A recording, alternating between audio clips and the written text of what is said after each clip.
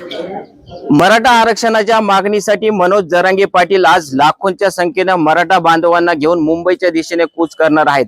मी सध्या अंतरवाली सराटीमध्ये आहे आणि आपण जर बघितलं तर सगळी जय्यत तयारी जी आहे ते या सगळ्या मराठा बांधवांकडून करण्यात आलेली आहे।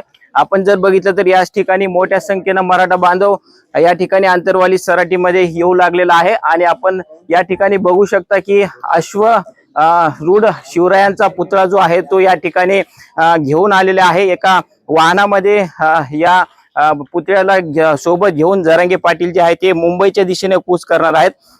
हे सगळे मराठा बांधव जे आहेत ते या ठिकाणी अंतरवाली सराटी या ठिकाणी दाखल झालेले आहेत। आपण जर बघितलं तर राज्यभरातून वेगवेगळ्या भागातून या ठिकाणी मराठा बांधव जे आहेत ते मनोज जरांगे पाटील यांच्या सोबत जाण्यासाठी मुंबईच्या दिशेने जाण्यासाठी या ठिकाणी अंतरवाली सराटीमध्ये दाखल झालेला आहे।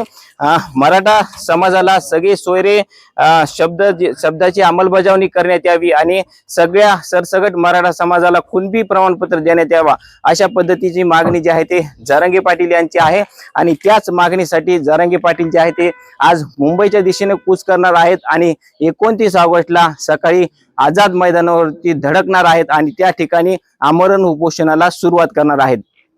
रवी जयस्वाल, न्यूज 18 लोकमत, अंतरवाली सराटी।